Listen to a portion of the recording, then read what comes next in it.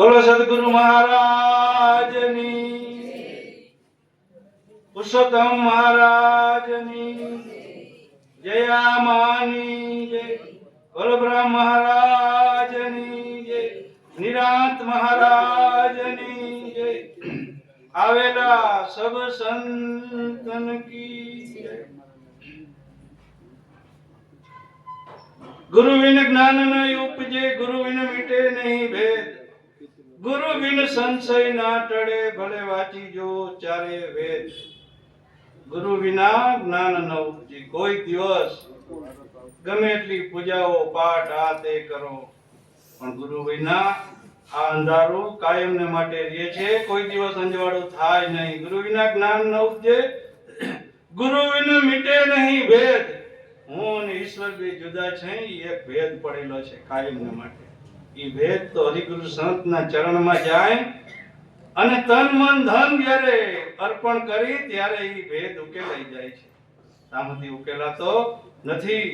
ગુરુ બિન જ્ઞાન ન ઉપજે, ગુરુ બિન મિટે નહીં ભેદ, ગુરુ બિન સંશય ના ટળે।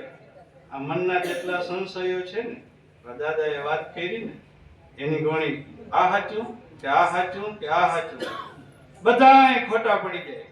ગુરુના ચરણે જઈને જ્યારે મસ્તકનું દાન દેવામાં આવે ને ત્યારે બધું નક્કી થઈ જાય શું છે। ગુરુ બિન ભેદ ન મટે। આજે આપણે જયામાં પરસોત્તમ દાદા અને જયામાં નિમિત્તે આજે આપણે ભેરા થયા છે અને ક્યાંથી દૂર દૂરથી સંતો આવેલા છે। લાખ લાખ વંદન એને અમારા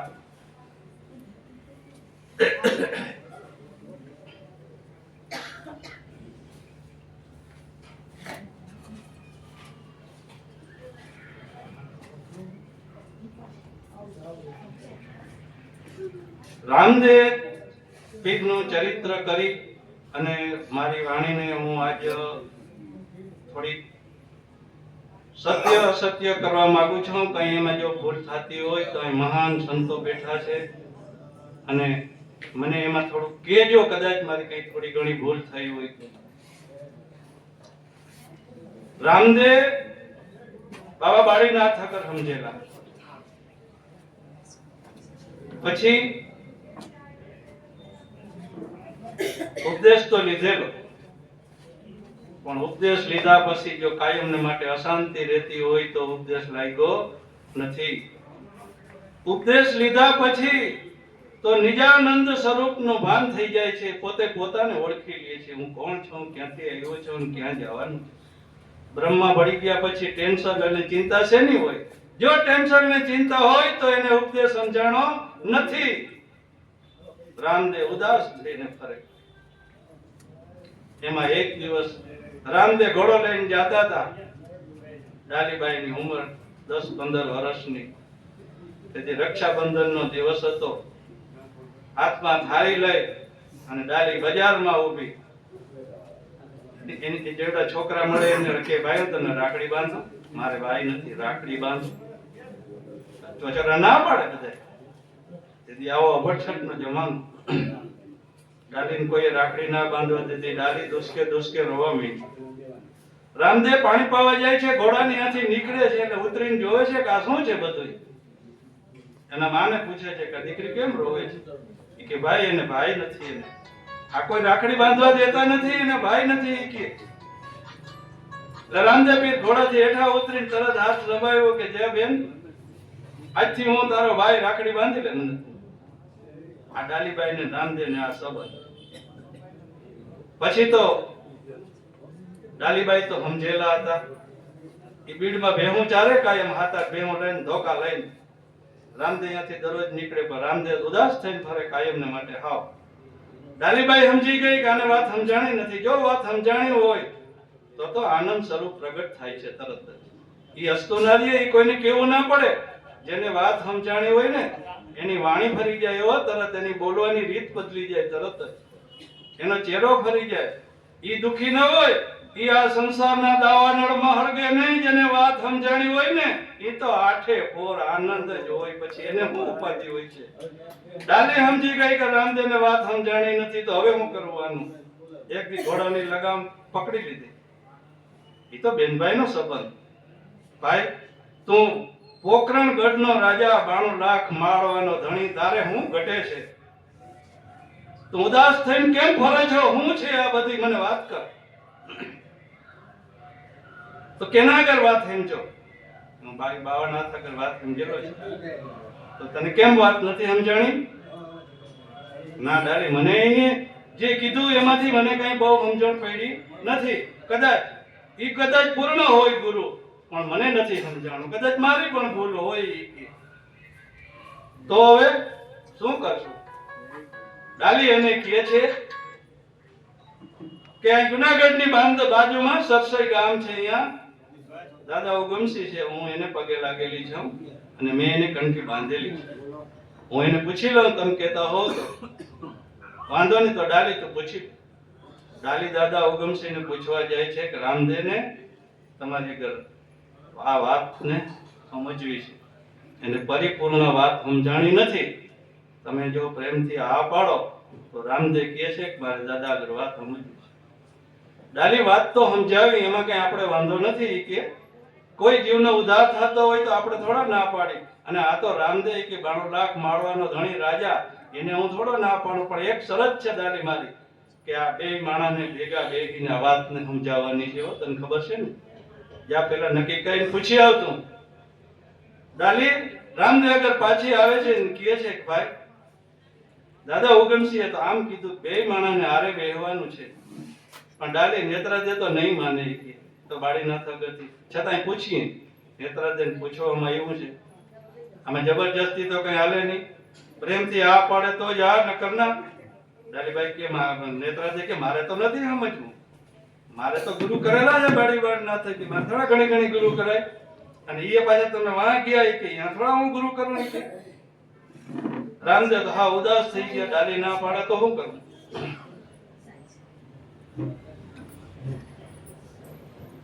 તો પછી કહે છે ડાલીભાઈ હાલ રામદેવ એને દાદા ઉગમસિંહ આગળ લઈ જાય છે અને કહે છે કે દાદા ઉગમસિંહ આને વાત સમજાવો.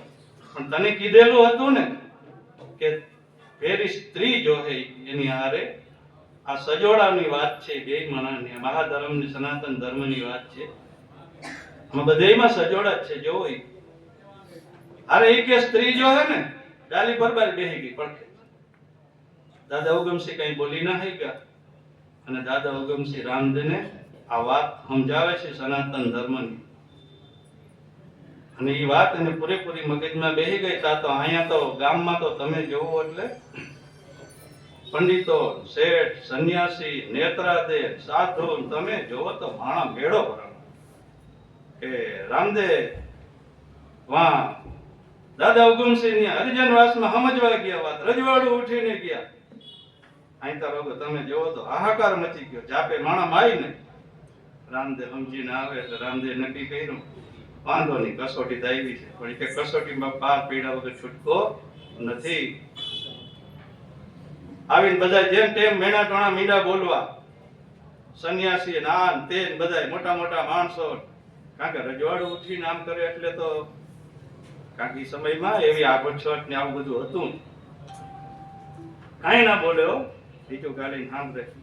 આપણા બધા મેણા ટોળા બોલે. મૌન થઈને પછી રામદેવને આ વાત એવી સમજાણી અને એવું ઈ બોલ્યા ઈ લોકોને એ પૂછો પુરા પંડિતોને, એ પૂછો યા શેઠ સન્યાસીને, એ આમાં નિજના ગુરુ એ કોણ છે? પૂછો પુરા પંડિતોને, એ પૂછો શેઠ સન્યાસીને, એ આમાં નિજના ગુરુ એ કોણ છે? જમીન કેરી જાત કોણ, આસમાન કેરી ધાર કોણ, એ ગગન બારે મેઘ ગરજે, હીરે દેવતા કોણ છે? પૂછો બુરા પંડિતોને, એ પૂછો આ શેઠ સન્યાસીને, એ આમાં નિજના ગુરુ એ કોણ છે રે? જમીન કેરી જાત કોણ, આસમાન કેરી ધાર કોણ, એ ધારમાં એક ગગન બિરાજે, ઈરે દેવતા કોણ છે? પૂછો પુરા પંડિતોને, એ પૂછો શેઠ સન્યાસીને, એ આમાં નિજના ગુરુ એજી કોણ છે? કાતન વાલી કા સુતર કોણ, અરે વાંજણી કા પુતર કોણ, એ કાતન વાલી તમે જુઠડા ન બોલો, અરે દેવતા કોણ છે? પૂછો પુરા પંડિતોને, એ પૂછો શેઠ સન્યાસીને, એ આમાં નિજના ગુરુ એજી કોણ છે? ત્યાં ભામિની કબંગ કોણ, શિવજી કલિંગ કોણ, જેમાં એક અખંડ જ્યોતિ બિરાજે, ઈરે દેવિયા કોણ છે? પૂછો બુરા પંડિતોને, અરે પૂછો શેઠ સન્યાસીને, એ આ નિજના ગુરુ એ કોણ છે? ભણે રામો લખે સામો, એવું બોલ્યા છે સિદ્ધરામ દે, એ આને ખોજન હર કોઈ આવા એ સંત છે? એ પૂછો પુરા પંડિતોને, એ પૂછો આ શેઠ સન્યાસીને, એ આમાં નિજના ગુરુ એજી કોણ છે? જ્યાં ભજન પૂરું થઈ ગયું, જ્યાં રામદેવ આંખ ખોલીને જોયો ત્યાં કોઈ નંબરે બધા બે નેત્રાદે, નરજી ભાટી, ત્રણ ચાર જણા જ વહીતા ઘરના હતા, એ ઓલા બધા વયા ગયા એનું કારણ કે રામદેવજી વાણી બોલ્યા ને, એ જ્ઞાન માર્ગની વાણી, પછી એનો ઉત્તર ઓલા કોઈ અગર હતો નહીં, એટલે વયા ગયા. તો એ વિરમદેવ નરજી ભાટી ને હેરાન કરે છે, ભાઈ ચાર ચાર યુગ થયા ભેગા પડ્યા આવી છે, જેમ પૂછી તો એમ કે ઓલા ધર્મ ઓલા અવતારમાં કેવું, ઓલા અવતારમાં કેવું, કેમ તમે અમને આજ સુધી આ વાત ન કહી? પછી રામદેવ કહે છે કે ભાઈ આ વાત છે ને, વાત બહુ મોટી છે અને પાત્ર બહુ છોટું છે. આ સિંહણનું દૂધ છે, આ સિંહણનું દૂધ છે, એ સોનાના પાત્ર વિના ન ઠેરાય. મારા વાલા, હું તમને હું વાત કરું અને તું મને ભગવાન ભગવાન કરે, હું ભગવાન નથી, તન કાળમાં ન બની શકું હું ભગવાન. તને ખબર છે, હું જઈ સ્મરણ કરતો તઈ તું મને કહેતો કે ભાઈ આ વડા ધર્મની વાત તમે મને કરો ને, હું તમને કેમ કહું? આપણું પાત્ર નાનું છે અને આ વાત બહુ મોટી છે. એમ આ કોઈ પાત્ર નાનું હોય તો આ વાત ઉપડે એમ નથી. આ મહાધર્મની સનાતન ધર્મની વાત છે, આદિ અનાદિથી. આ એક અવતારમાં પતે એવું નથી. મીરા જેવી મીરા, પેલા પ્રભા, પછી ગોપી, અને ત્રીજા અવતારે જ્યારે રોહિદાસ મળ્યા ને ત્યારે મીરાનો ફેસલો થયો. તંતન અવતારે ફેસલો થયો, ત્રીજા અવતારે. એમાં પરબારું કઈ મળી ગયા એવું નથી ને. બેનસવારો માણસ હોય કે આમાં કામ કરી જાય. આ ગેંગલી ફેંગલીનું કામ નથી, કારણ કે વચને માર્યા મરી ગયા, વચને છોડ્યા રાજ. જેની વચન વિચાર્યા એના સુધરી ગયા છે કાજ. આ તો વચનની વાત છે બાપુ, આ વચનની વાત છે. દેહમાં શું છે? દેહમાં કાંઈ નથી. દેહમાં કઈ લેવા દેવા કે કાંઈ નથી. नाम लिया ने सब लिया, सकल शास्त्र का भेद, बिना नाम न के गया वो फटफट चारे वेद. नाम જાણ્યો ને ઈ તો ચાર વેદ ભણ્યો, અને એનો ભેદ જાણ્યો ને ઈ તરત ખરો બની ગયો. તમે જોતા ખરા, ચાર વેદ થી નામ મોટું છે તો ઈ નામ ક્યું? ઈ વાણીમાં ન આવે, આ ચામડાના કોડાથી ન દેખાય. ઈ તો નિર્વાણ પદ છે. કીધું સંતોએ જાવું છે નિર્વાણી, જાવું છે નિર્વાણી. સંતો કરી લ્યો ને આત્માની ઓળખાણી. એટલે મીરાબાઈએ કીધું એ આત્માને ઓળખા વિના રે અરે આ લખ 84 એ નહીં તો મટે. જો હું કીધું મીરાબાઈ